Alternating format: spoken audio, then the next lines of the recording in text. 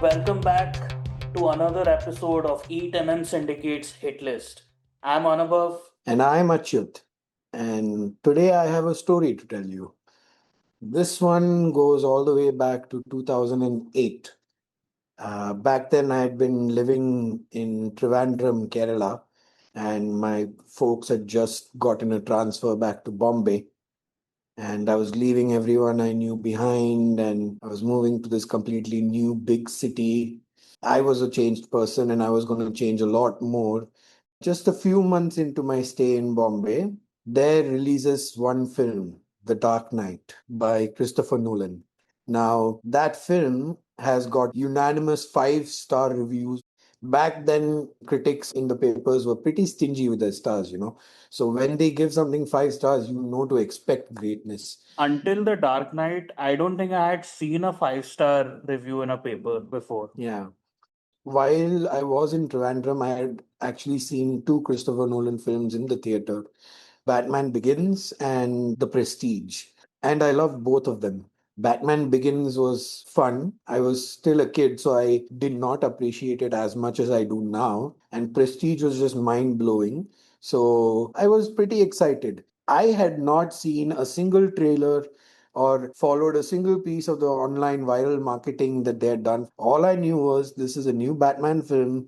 It's got 5 stars from everyone under the sun. I think it was one of the greatest cinematic experiences I've had in a theater, especially because I went in cold. That first intro, we are seeing Heath Ledger's Joker as someone I'd never imagined.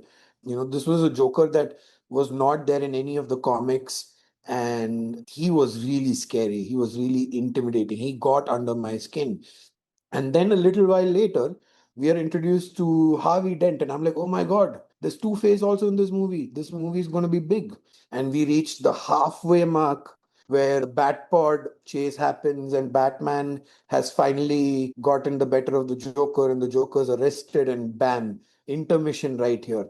I'm like, the whole movie could have been over by now, but we are just at the intermission point. And just after the intermission, Joker plays his little mind game, and Batman is going in search of Rachel to save her, and Gordon and his team are going to save Harvey, and then Batman pushes open the door, and we cut to Harvey, and Harvey screams, "No!" The whole theater was silent. Like it seemed like Christopher Nolan had us all by the balls. And then the tension just kept building up, the stakes just kept building up. It became something bigger than Batman. It became about Gotham, and it became about what Batman represents. It became about so much humanity too. It was too much for my mind to take, honestly. After that, I have seen the film 150 plus times. After the 150th time, I just stopped counting. And I got so obsessed with it that I managed to also learn how to do a bit of a Joker impression. We are getting that Joker impression. It'll be a 8mm Syndicate exclusive. I practically learned English of Batman books and Tintin books. So Batman is like pretty much a very deified figure in my pantheon. I have watched almost every Batman media except for the Batman TV show, which came out in I think the mid 2000s. And up until Batman Begins, I think I hadn't seen a Batman film in theaters. I think the last one to release was, Batman and Robin. yeah, which came out in like 1999, I think. I was too young for that, but I had all the films on either VHS or VCD. I had multiple VCDs because I used to wear them out watching every Batman movie ever. And my favorite up until that point was Tim Burton's Batman Returns. Hmm. Tim Burton is pretty much the aesthetic of my childhood. His twisted, dark, and jovial stuff is how I picture my childhood now. Gothic and twee. I'm gonna start with Batman Begins. I was something of a cinephile, but of course I couldn't watch like adult films yet, so I used to watch whatever adventure and action movies that came my way. So I hadn't heard of Christopher Nolan back in 2005 when Batman Begins came out. I was still young then, and I had to badger my dad to take me to Batman Begins because he'd read in a review somewhere that it's scary. I was like, of course it's scary, it's fucking Scarecrow. I watched Batman Begins and I was kind of angry at how much it had changed certain characters. Yeah. Ra's al Ghul is a completely different character in Batman Begins. Yeah. So my enjoyment of the film, good as it was sort of hampered by this rage over things not being comic accurate. They turned his Batmobile into a tank. I thought it was a really ugly design back then. I'm still mixed on the design. I love the Batpod much more. Fast forward 2008, and 2008 is a very crucial year in terms of me opening up to cinema. That's the same year I started watching Stanley Kubrick, and I was turning from a movie lover to a cinephile. The Dark Knight helped to make that transition. When you sat down for The Dark Knight, you went in expecting, at best, a solid action film. What you didn't know you were getting was not only a great action film, but a great dramatic film that has these populist entertainer element that hook you into the drama. Nolan uses this to great aplomb in Oppenheimer, which is practically a mass film, but just with very dour and serious concerns. Of course, I had been following all the viral marketing, all the Joker cakes that were sent out, all the controversies because someone thought the Joker cake was a bomb. I was seeing bits and pieces of how the Joker would look, kind of hyped for it. But since it was a Batman Begins sequel, I was on the DL about it. Harvey Dent was there, so I knew that this would at least tease him as a villain for the next part. I had read a bunch of Batman comics, Year One and Long Halloween, which is basically The Dark Knight, and Killing Joke, and all these comics, but I was not as hyped as the movie deserved. I've seen these 5-star reviews, but even then, I'm like, okay, maybe it just has spectacular action. Maybe the best action this reviewer has ever seen. But I was really surprised by how the drama of it gripped me. Yeah. How the film was creating tension. It was creating tension in a very Hitchcockian way. A lot of effort and thought had been put into every single shot. A lot of the films I was watching at that time would focus on the special effects or the action design or CGI to wow you. But this one, it was focusing on pure filmmaking, shot taking, editing, music, these very filmic and raw cinematic elements to deliver an experience. The film starts with what you feel like is a segment that is unrelated to the Batman because it shows a bunch of Joker's robbers robbing a bank. And the surprising part is when one of the robbers takes off his mask and it's the Joker all along. I think when the movie got over, nobody could believe they had seen a movie as good as that. For like a minute, there was like stunned silence, and then slowly you heard the applause rising and rising and rising, and the entire theater was clapping. I might be riddled with Alzheimer's at age 70. I will remember the last lines of The Dark Knight. Our paths were like along the same timeline as well, because 2008 was when I also started transitioning from, a lover of cinema to a cinephile, because I discovered the freedom of the internet. Yeah. And so I was discovering foreign cinema. I was going back into the past. That's when I was becoming a cinephile. And even now, like if you remember, we have 2008 was what? How many years ago? 16 years ago. So it's been 16 years since, and we've continued to grow as cinephiles. Our own views on films have really evolved. We have seen films that are ostensibly better than The Dark Knight, better than quote unquote superhero movie is supposed to be. Yeah. We just put in the 4K disc to check Just to check how the check how copy it is, looks how and the sounds 4K and translates, yeah. And then we just sat our asses down and finished the whole damn thing. I think the only other film that compares is The Matrix, but I think dramatically this is a much better film. We touched upon the opening a little bit. Like it's a heist sequence.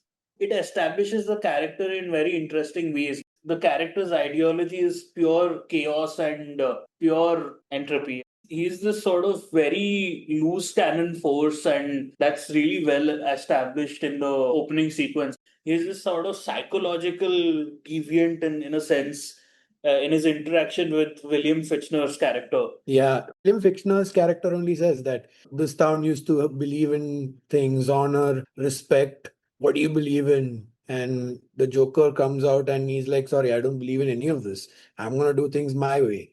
And that's when you know that this guy is going to break or bend each and every rule. including the rules of cinema, the rules of plot. The rules of narrative, rather. When people study the Batman, they see the Batman as this force of order, and all his villains are forces of chaos. Clayface is obviously can turn into multiple things, and Poison Ivy can control vines, and she's an eco terrorist. Joker is just pure anarchy. This is what is playing out in the film. I feel like the Joker even dictates the structure of the film in a way because it's very haphazard. It's not a point A to point B script. It feels propelled by a dramatic force rather than a desire to go from point A to point B and hit these beats. Yes. And that's why, like the 2 hour, 2 hour, 40-minute runtime, you never feel it because the momentum is keeping you going organically. Yeah. So the bank heist, if you see it, it's a lot like something out of Michael Mann's Heat. Yeah. The opening heist is pretty much a definitive statement that the Dark Knight is sort of a superhero version of Heat. Because the opening heist is very similar to Heat in its sound design and its movement and its musicality. For those who haven't seen Heat, Heat itself opens with a group of robbers, the main robber played by Robert De Niro. Just like how The Dark Knight opens with a shot of the Joker first, Heat also opens with Robert De Niro. We follow this guy as he makes his final way into the heist that he's about to participate in. And then we see the whole heist play out in quick succession, as if these are pros who have planned for everything.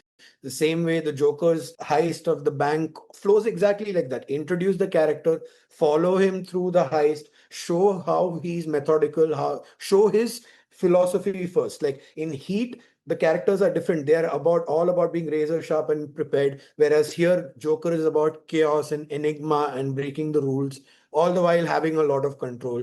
Slight differences, but you know exactly that Nolan has seen Heat quite a few times while conceptualizing The Dark Knight. Yeah, the aesthetics of this movie are pure Heat. I feel like you can just edit in Heat with The Dark Knight and no one would really notice the difference.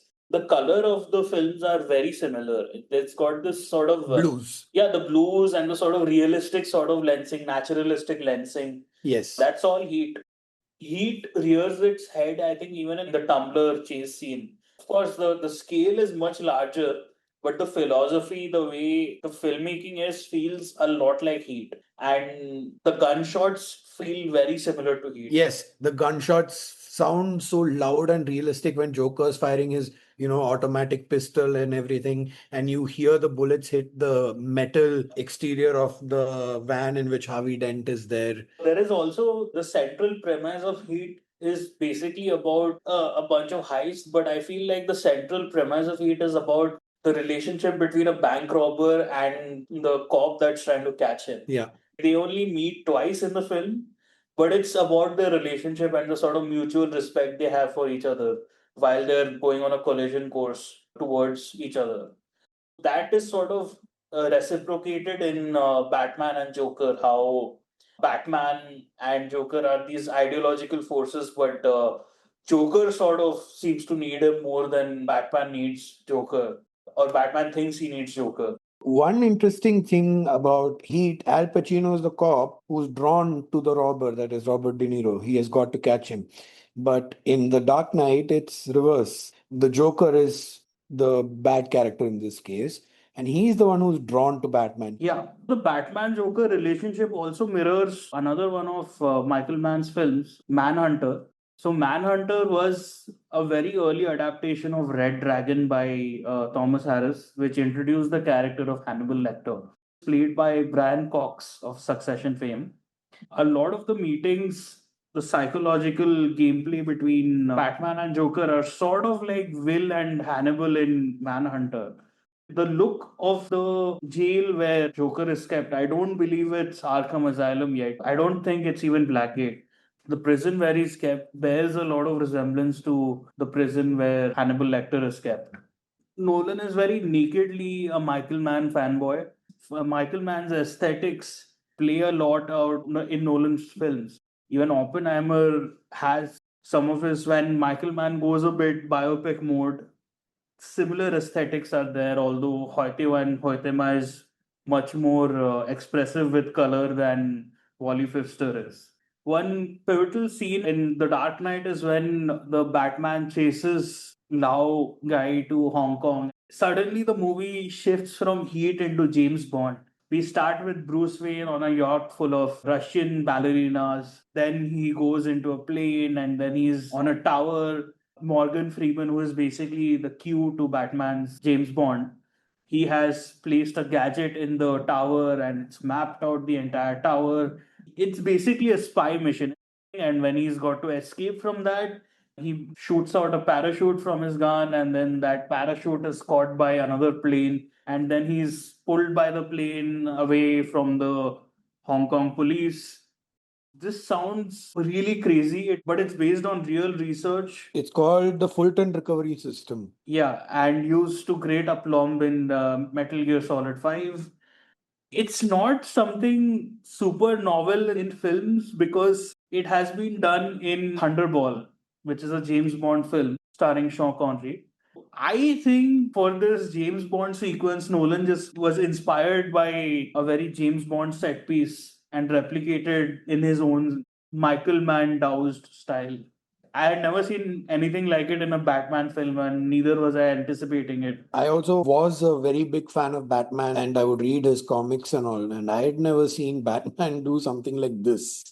This was a very sleek way of executing that mission. One scene that we did not discuss, the scene where the philosophical ramifications of Batman come in, is the scene where Rachel and Harvey Dent are having a date and Bruce Wayne walks in with a Russian ballerina on his hand. I mean, of course, Bruce Wayne is playing it up, but when he sees Harvey, his persona sort of drops. And whatever he says comes from a place of sincerity. This is where Batman's arc sort of starts. Like, he starts seeing a life beyond Batman, which is the main driving force behind whatever he does in this film. Is he wants to leave being Batman behind. And it's not just a selfish thing. See, he sees a life where he's no longer doing this Batman shenanigans, but it's more like my city, Gotham, will have legitimate heroes. Yeah. And they'll no longer need someone like me. Yeah. That's where he comes from. That's the hope that he sees in Harvey Dent. He drops his persona a little, and that's why you see the sincerity come up. And at the same time, I'm glad you brought this up. This is after the Joker has been let loose, and the Batman is taken aback at to what lengths the Joker is going to, the mob is going to, because the mob is what ultimately let him loose. And that's when Alfred tells him about the jewel thief in Rangoon who just tossed the spoils of the robbery away just to do it all over again for the fun of it. Because some people don't want to be reasoned with or bargained with. Some men just want to watch the world burn. And that's the Joker's ideology right there, laid out. In that scene where Harvey and Bruce Wayne are meeting for the first time, Harvey is sort of positioned as this white knight of Gotham because Gotham already has a dark knight. Also, you have to see that he is also like the romantic partner of Batman's former romantic partner. So he's not just ideological competition, but physical competition. Yeah. Harvey's story has always been tragic, and I think this sort of arc was sort of first established in Tim Sale and Jeff Loeb's Long Halloween. In fact, Long Halloween is basically the Dark Knight, but with Joker sort of added into the mix. In that, Batman, Gordon, and Harvey come to agreement that they'll take down the mobs, which are Falcone and Maroni and all those guys. And Yeah. here they've just added Joker into the mix, and that is a chaotic element on its own. What a wonderful addition that was. I think this is the film that sort of established the Joker. You know, if you're starving for an Oscar, this is a role that you can take up, which is crazy for a comic book character. Jared Leto also took up the role for the same reason because he could flex his acting muscles. And same with Joaquin Phoenix. Whoever steps in next, like Barry Keoghan is the Joker in the Matt Reeves universe, but we've barely seen him. Joker has been turned into like a much desired and illustrious role. Because of what Heath Ledger showed you could do with it. Yeah. Heath Ledger's performance is what made it an Oscar winning thing, and everyone realized that, okay, you can do this. Yeah. Jack Nicholson has been the Joker. Mark Hamill has been the Joker. but they sort of portrayed somewhat surface level characters. Yeah. And this Joker, we literally know nothing about. He's an unreliable narrator. That is sort of inspired from a line from The Killing Joke, where Joker is like, if I have to have a past, I prefer it to be multiple choice, which is sort of executed in this film where the Joker refashions his backstory depending on who is listening. Yeah. That just shows him as this manipulative, untrustworthy force. Like, how do you play a character who is all facade and remains all facade till the end and make it so interesting? It's a very physical performance. You're full of tics and reactions. His reactions are a little bit Looney Tunes. They're sort of exaggerated. Yeah. He looks at you with those dead fucking predator eyes at all times. Heath Ledger's performance is extraordinary. Yeah. I think his death may have had a part to play in him winning the Oscar, but he deserved it. he absolutely deserved it. He deserved it and so much more. It's interesting that you mention his look. He looks at you bored sometimes. And he's the Joker and he's bored of you and he gives you that bored look. Yeah, that's fucking terrifying. The only unrealistic thing about The Dark Knight is how the fuck does he have like so many goons at his disposal? I can't see myself working for the insane guy. And how are they not all as insane as he is? Yeah, they should all be insane in order to work with him. Otherwise, they'll know that he'll kill you at any moment. He's not exactly giving you a good life insurance policy. I mean, only insane people could work for him. But his performances, I think, like it's such a great technical performance. The scene where being interrogated by the Batman, the intonations of his voice, the way he deploys the laughs, everything is pitch perfect. Yeah, in fact, that's when we first hear him laugh as a Joker. Huh. And that's something insane that we've not heard the Joker laugh until like 2 hours into the film. The only time he laughs is when he is fucked over Batman. Yeah, this time and then right at the end when he reveals that he's got the final trump card. Before that, I think he just gives like a sarcastic, sort of ha ha ha ha. Yeah, it's like a bored laugh. Ha ha ha ha ha. And I thought my jokes were bad.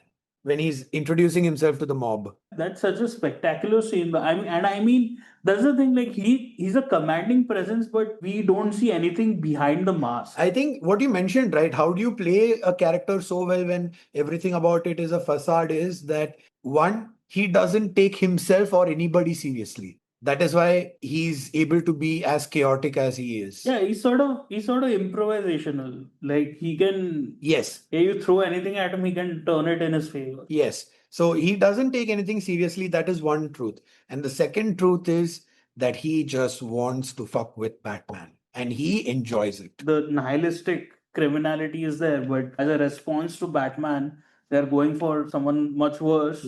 Is sort of set up by the ending of Batman Begins. Yeah. Where Gordon is like, we buy bulletproof vests, they buy armor piercing rounds. Yeah. He's talking about how the criminal element always escalates. Yeah. And then he's like, get a load of this guy. And he presents the Joker card to Batman. But you just see him reveal his true self just one time where the bombs don't go off on the boat. Yes, exactly. Towards the end of the film, where Batman has found the Joker after he's sown chaos all over Gotham, and he's going through the building where the Joker has hostages. Yeah, kidnapped the hostages and made them look like the perpetrators. Henchmen. It's like a complication on top of a complication. And you have the cops coming up who are going to shoot, but they'll end up shooting the hostages. So Batman has to. And at the same time, the thugs who are dressed as hospital people are armed and waiting to ambush the cops. And on top of that, Batman just has like a minute's head start before the cops come in. So Yeah. he's got to diffuse the whole thing and get to the Joker before they get to him. That's the thing about this film. Even though it gets super complicated, you're never lost. You have to have a crazy command of the craft to do that. Yeah, the craft of storytelling, screenwriting first and foremost, where you know exactly where to land each beat so that you resolve a few sets of beats and then move on to the next set so that the audience can now easily follow. Christian Bale just says once, Alfred, the hostages are henchmen or something like that. And then you see them, the guns taped to their hands. It doesn't have to keep on re-explaining, but it's a complicated situation that the movie deploys. And at the same time, another situation is also unfolding where there are two boats, one with civilians and one with convicts, and both the boats have been armed with bombs, and each boat has the detonator of the other boat. If one blows the other, it survives. That's the challenge that the Joker gives them. So Batman is not only racing against time to save the hostages now, but he also has to get to the Joker and try to stop the boats from blowing each other up. Yeah, and so this is basically the reason for coming around to this climactic moment is because what is happening on the boats is basically the Batman versus Joker ideological fight actually playing out Yes. in sort of like a trolley problem situation. Yes. You know, like it's a philosophical situation that has been literalized. It's literally the trolley problem. Oh my God, now that you said it, I realized, oh. It is literally that, except the people with the control of the trolley are in the trolley. And just to make it clear to our listeners, the ideological problem here is the Joker says that ultimately, deep down, you push people far enough, they will go down to the baser instincts and resort to violence, resort to savagery. Whereas Batman is like, no, people can still hold on to their humanity. Yeah. Basically, deep down, the Joker believes that everyone is like him, is this sort of cynical nihilist. Batman says that to him, right? You believe that deep down everyone is as ugly as you. Batman says that to the Joker. So the actual battle of the film is this. Like, yeah, sure, Batman is trying to beat Joker and his three dogs, but the real battle is actually playing out In the boats. Yeah. And there also, there was this crazy needle drop tension moment where this big prisoner guy comes in and Oh man. he threatens the guard and he's like, give me the detonator. I'll do what you should have done minutes ago. He sort of subverts the expectations for any, any henchman. See, in the Batman films, the henchmen are always very dehumanized and sort of they're just pawns for Batman to beat up. If you're watching it for the first time, your expectation is literally that he's going to try and kill the other guys. And he takes the detonator and just casually tosses it out and just goes back and sits down. At the same time, in the other boat of civilians, they literally do the whole democratic process of taking a vote. The vote is ultimately tallied, and the majority votes to blow up the prisoners. You know, society has judged them as expendable.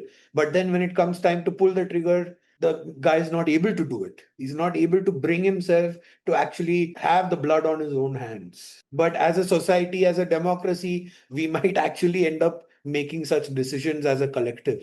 That's also a pretty damning statement to make. yeah, but ultimately, like the thesis of the film is that humanity triumphs. Yeah. The jury is still out on that. But that's what the both boats don't blow each other up, and the Joker is now irritated.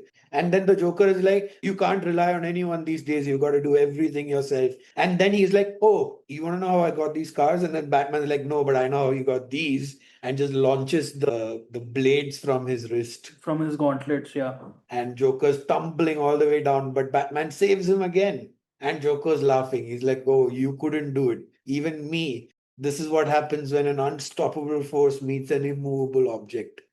This was the point where I realized this film is an all timer because it makes this Batman Joker conflict feel as it should, which is a conflict between. Yeah, between light and dark, literally. It's reversed in this case because the Yeah. Joker is white and the Batman is darkness. It sort of distilled the Batman Joker relationship and why the stories are so immutable and eternal. That's when we get to Joker's trump card. You may have won, but I've still got one ace up my sleeve, and that's Harvey Dent.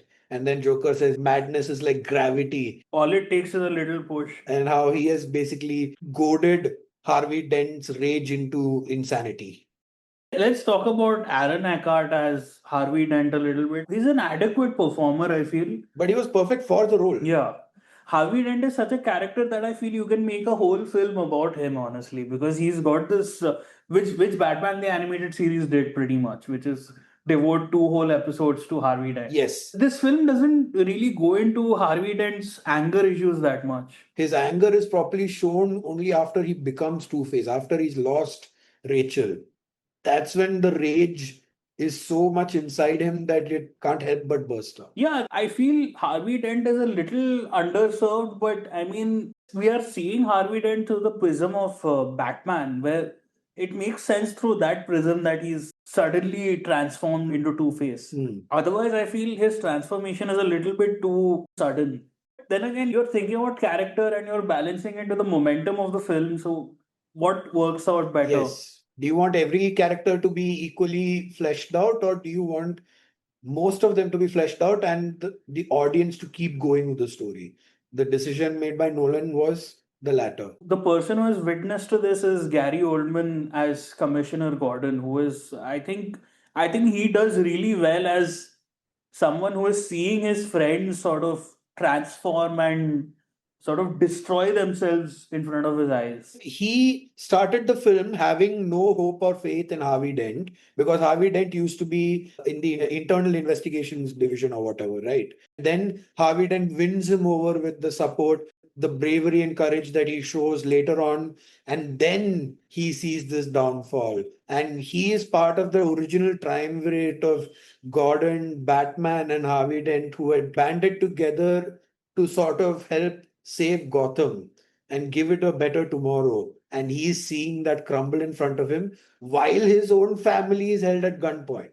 Yeah. And he gives a pretty good performance. Gary Oldman will always give a great performance, but the thing about this film is that it's a tragedy and he is one of the witnesses to the tragedy. I mean, you see his rise and fall. You see him attain highest of highs and the lowest of lows. When he captures the Joker, that's his. Nolan gives him like a victory moment. And then when Harvey's holding his kid at gunpoint and making him beg. yeah, his bleating is so drastically different from when he was cocky and confident and victorious. Alfred is also witness to this sort of destruction, and as Alfred, you have to be more subtle. He lets loose in the next film. Yes. See, Batman has like two Watsons. One is Alfred, and one is Gordon. You have to react to Batman, and Gordon can afford to react more. At least Nolan's version of Gordon doesn't isn't as stoic. Alfred is much more of a stoic sort of character who drops a one liner now and then. But Alfred has that quiet parental protective presence that is felt whenever he's on screen, and you feel what he represents to Batman. So that way, Michael Caine's performance also, I would give a lot of props to. He's great, but he doesn't have that much to do. I think the most significant thing he does is when he burns the letter that Rachel gave him. Of Rachel, Katie Holmes had originally played her in Batman Begins and dropped out of The Dark Knight to do comedy no one remembers with Queen Latifah. So Maggie Gyllenhaal replaces Katie Holmes in The Dark Knight. I think Maggie Gyllenhaal is an improvement. She can actually fucking act for a change. Yes. Yeah. And this film needs her to have like way more depth than Batman Begins did. Batman Begins was her not really a damsel in distress, but she didn't have to take any decisions with reference to the Batman. She's a plot device. Yeah. She's a plot device for Batman, pretty much. Yeah, and here she actually has to make some choices and she has to hold her own ground. I think Maggie Gyllenhaal is a much better choice for that. Like, not just a pretty face. Her performance when she stands up to the Joker is amazing. Like, she's scared, but she's got this sort of steely resolve. Like, you understand why someone like the Batman would be into her. Yeah, like you know that she's scared. Like, if I am scared and I'm just clenching my teeth, but I don't want to show it, but you can still make out if you're looking at me, that's the expression that she has when the Joker's, going all around her with a knife and telling his own origin story. Like, pretty great acting over there. And also the scene where she is consoling Harvey before the big moment. Yeah. You see her resigned to her fate when she realizes that Batman has come to get Harvey. Like, she calms down. You see that. Of course, there is that intense interrogation scene between Batman and Joker, which is a complete masterclass in performance and tension through a dialogue scene. And then you're on this high tension state and you're following the Batman and you're expecting the beats to play out as they do. Like, you're expecting it to be an action film. Nolan already knows that the audience knows that Harvey is going to be Two-Face. Yeah. like the audience has already made a movie in their heads where Batman goes and saves Rachel, and Harvey is unable to be saved by Gordon and becomes Two Face. Yeah. Joker says he's on 250 52nd Street and she's on Avenue X at Cicero. So Batman reaches Cicero and Gordon reaches 52nd Street. So Batman reaches Cicero and opens the door, and it's Harvey Dent. And there was an insane gasp, like a collective gasp in my theater, where you heard 300 people just go, because they were all realizing it at the same moment as Batman is realizing it, that the Joker fucked him over. The score sort of leaves the film for a bit, and you get Maggie Gyllenhaal resigned to her fate.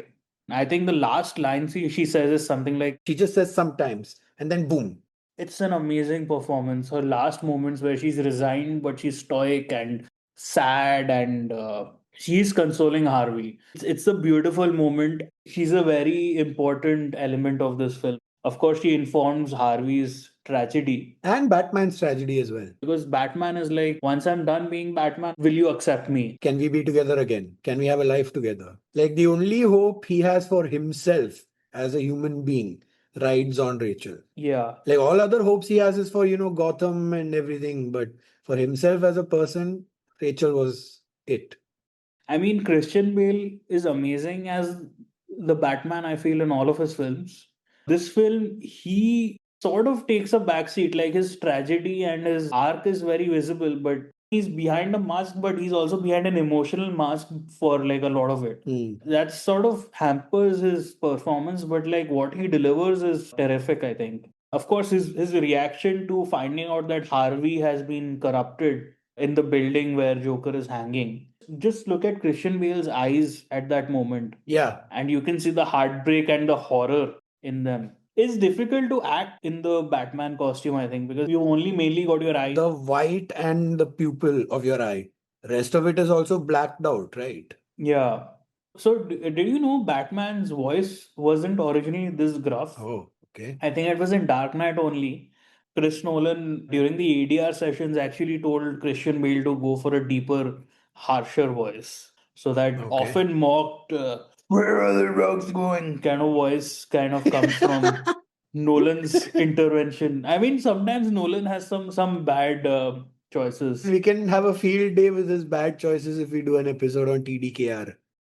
And even, physicality is part of the performance. And I feel Yeah. like this suit was pretty limiting in the way he could move and fight. No. So this suit is not that limiting. The Batman Begins suit was quite limiting, and Yeah, Batman Begins one especially was one. That's why I guess in the beginning he's like, I need a new suit, need to be able to back out the driveway easier and all, right? so they took notes from the movement on Batman Begins, whatever feedback they got, and they incorporated it into this new suit, which is made of fabric upon which there are rubber overlays. The suit is much more easier to move in. It's just that the fight choreography is kind of ass. I mean, Nolan is good at shooting action, but he's not good at shooting combat, I feel. I don't think any of his films have had good hand to hand combat, but all his action and chase scenes have been spectacular. Yeah, yeah. I think the only good hand to hand combat that he did was in Tenet. Where one is in forward and other is in reverse. Yeah. That is a spectacular action scene, but that also has a gimmick to it.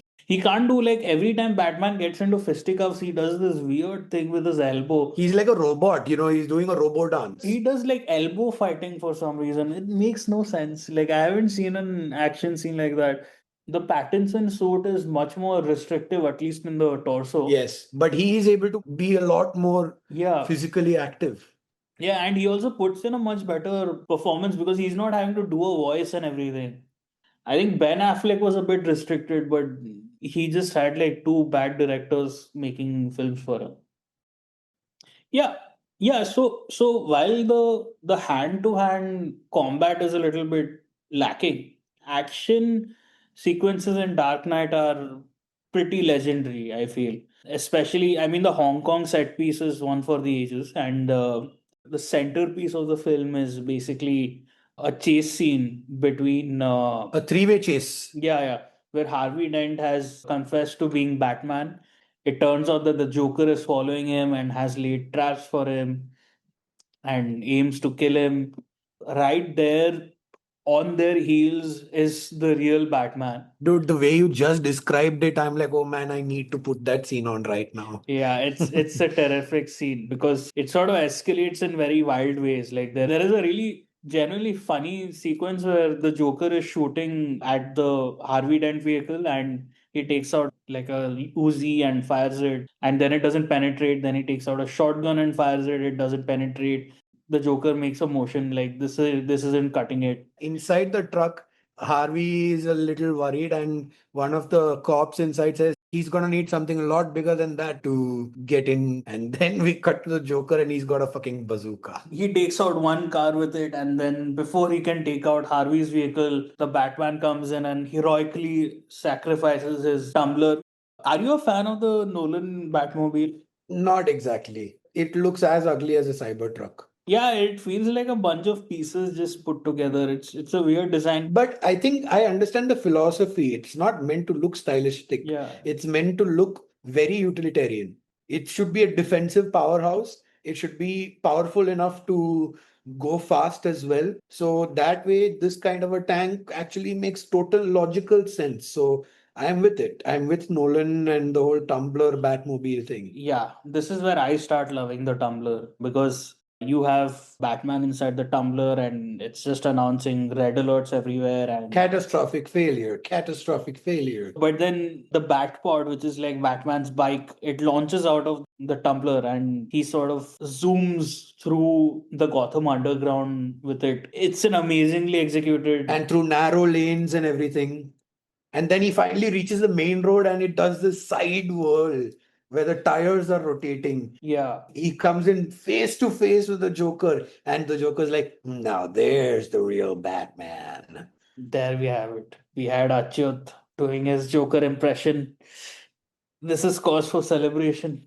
Anyways, and then we come to the piece de resistance of this sequence where the Batpod sort of rotates, sort of launches two cables around the truck that the Joker is in, and it goes forward and anchors it down, and then you realize that Batman is not trying to hit the truck, Batman is trying to flip it. So we have this wide shot of the truck just flipping in midair and falling on the ground, which is a crazy shot. And this is, mind you, this is not any truck, okay? This is a fucking rig wrecker. Yeah, it's a fucking Optimus Prime truck, bro. It's huge. So how they achieved this was they had like gas canisters under the truck. Yeah. And they launched it. You can see it in the film where you see like some gas coming out. You can see it in the final shot. They didn't erase it using CGI. Yeah, which is also very commendable about this film. Like the use of CGI is clever, but they don't overdo it. Two-Face is done completely in CGI, which Nolan had philosophy for, which was that if fire eats away your skin, it wouldn't make sense to add more skin on top, which is why they remove skin in CGI. I see. I mean, this is a very smartly made film. I mean, Nolan is smart when it comes to filmmaking, even though his scripts might be a little off sometimes. That's why he's so successful because he has this innate understanding of what feels tactile and what momentum works for a scene. He's great that way. Yeah. And Lucius Fox and the end game of the whole Lucius Fox arc. Lucius Fox is Batman's Q and it's played by the great Morgan Freeman. And right towards the end, when they are very desperate to find the Joker's location because there are two boats now rigged with bombs and everything, Batman calls Lucius Fox to a very secret area in Wayne Enterprises and reveals that he has created this tech that makes all the cell phones emit ultrasonic vibrations, and through that they can like image the entire city. So it's like a major eye in the sky, big bosses watching, all of that kind of stuff. Very Orwellian kind of stuff, even though it's Batman doing it. And Lucius Fox immediately calls it out. He's like, this is too much power for one person. Catching the Joker at what cost? Is this a cost worth paying? And he finally says that as long as this machine is at Wayne Enterprises, I will not be. And Batman just says, when you're done, enter your name. And he leaves.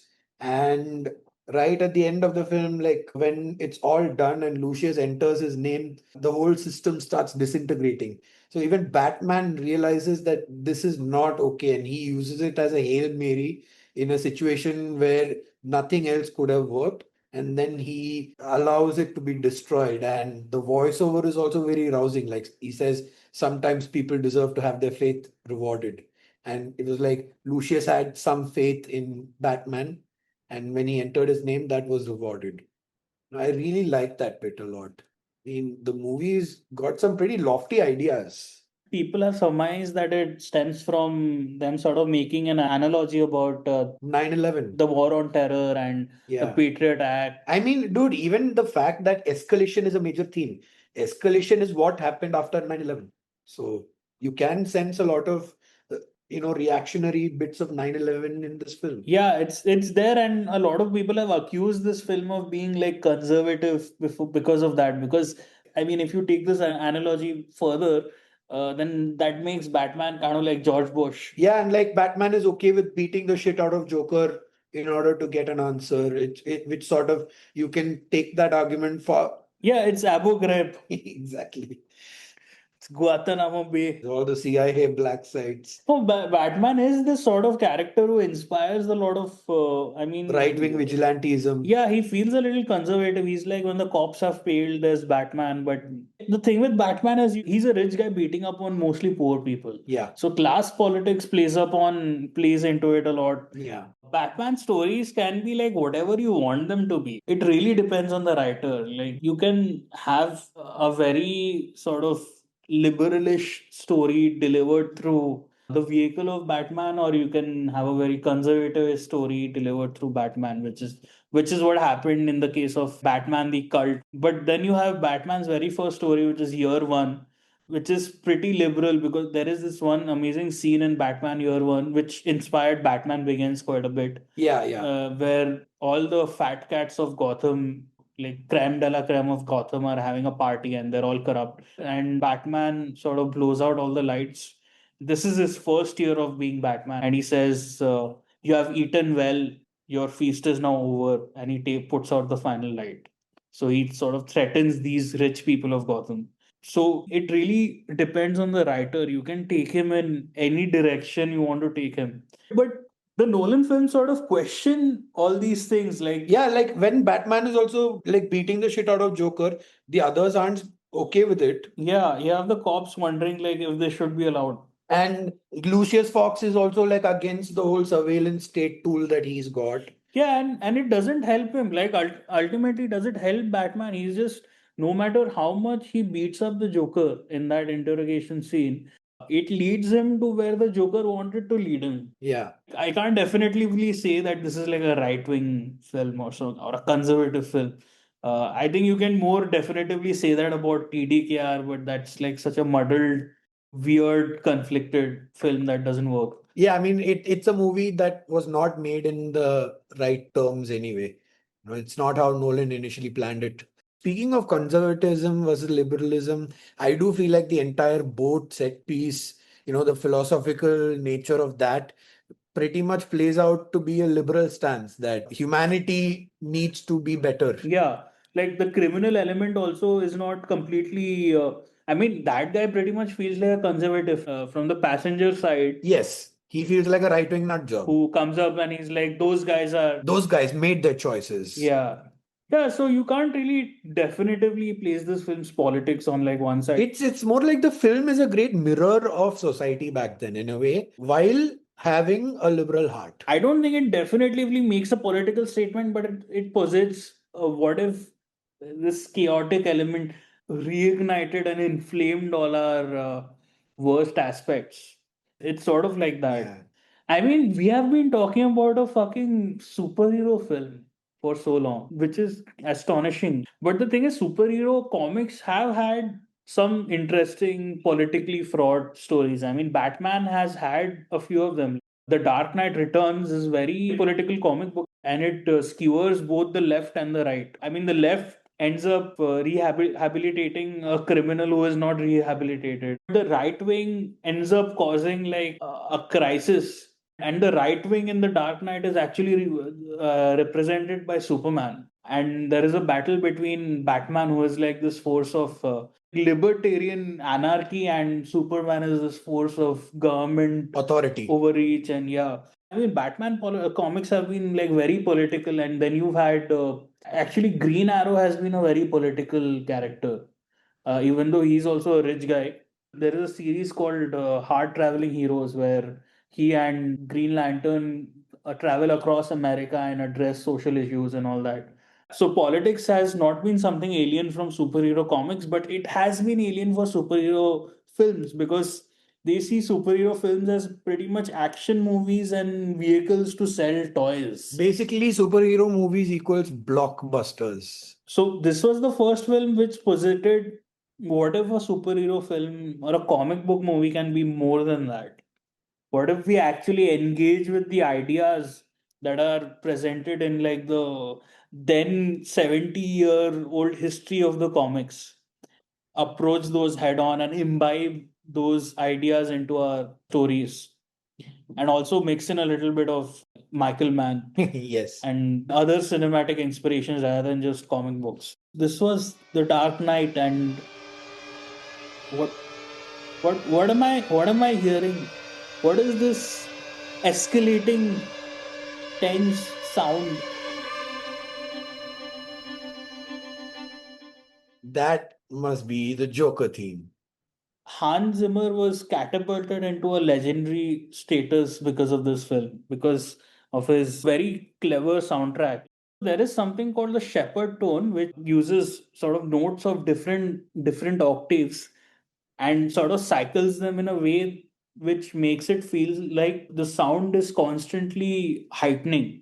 So this creates a sort of constant tension in the audience, which is, I think, it hasn't been done in cinema before. The soundtrack of The Dark Knight is really revolutionary. I mean, Zimmer as a composer, right? He's composing a score for the film and he's composing this theme for the Joker. He really understands that Joker is escalation.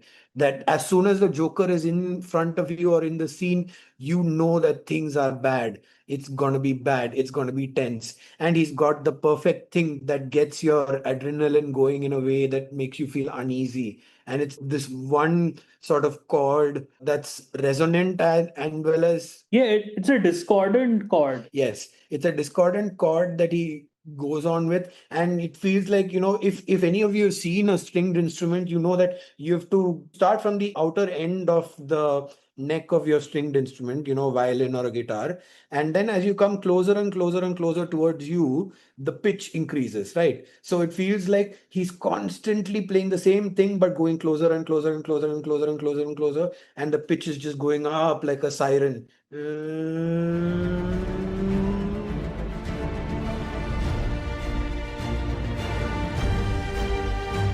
It's like a siren. It's like a siren is refusing Yeah. to die down, pretty much. That was brilliant. Yeah, it just inspires your like flight and fight Yeah. response, I And feel. and another thing, another great aspect of this is I love the score, okay, but this is not a track that I would normally just listen to in my earphones. But it works perfectly in the film, and that's what a great score is supposed to do. Yeah. And then you have James Newton Howard's original Batman Begins score. Like when Gordon gives his final monologue. So The Dark Knight pretty much ends on Batman having lost one of his battles, which is he wanted to stop being Batman, basically, which is the main driving force of the film. And he realizes that he can't, because he's the only one who can sort of succumb to his loneliness and take it. That's what Batman realizes at the end, that I can't be Batman anymore. And that leads us to the final lines of the film. Where Gordon's son asks him, why is he running? And Gordon says, because we have to chase him. And the son asks, but he didn't do anything wrong. And Gordon says, because he's the hero Gotham deserves, but not the one it needs right now. So we'll hunt him because he can take it. Because he's a shining. That's a crazy way to end your Yeah. superhero film. Where the hero has literally lost everything, but also won. They've triumphed against the Joker, but not really, because the Joker did successfully turn Harvey Dent. They are only covering it up. So, in a way, Joker's thesis has been proven right. But the world will not know it. The world will not know that the Joker won. And in order to do that, Batman has to accept all of Be this. Batman. Yeah. He has to leave his human attachments behind and just be this sort of dark knight. When Grant Morrison was writing the Justice League, he posited that seven members of the Justice League represent the seven main gods of the Greek pantheon. So who does Batman represent in that? What do you think? Don't tell me Hades. Hades. Which is true in a way. Batman is Hades. He is the keeper of Gotham is hell in the DC universe, and Batman is the king of The hell. protector of hell. Yeah, that was the Dark Knight. I think after the Dark Knight, it just opened up the floodgates of what cinema is for us. The Batman helped me through learning English, and the Batman was guiding me through the world of cinema. Yeah, I owe a lot to this character. I say as I'm surrounded by my bat paraphernalia. That was one of the movies we love. One of the movies that really shaped our love for cinema as well. I mean, I don't think I've seen any film as much as I've seen this, man. I've seen it more than 200 times. All this Dark Knight talk just makes me want to pop in the movie again and devour maybe the entire Batman trilogy. The Dark Knight Rises a little less. So that has been our first episode on movies we love. Reminiscing about the Dark Knight. If you liked our conversation, please give us a follow and share our podcast with other like minded people or people who you may think will enjoy listening to us talk, hold fort on movies. And there's way more to come. Thank you for listening. Bob is a crazy, passionate Batman fan, and he had a lot to say, as did I, because it was very formative for the both of us. And it really blew our minds then, and it continues to blow our minds even today after having grown so much. I think that is a testament to the film's timelessness. Yeah, join us next time. Same bat time, same bat channel. This has been the 8mm Syndicate. Speaking of which, you want to know how I got these scars?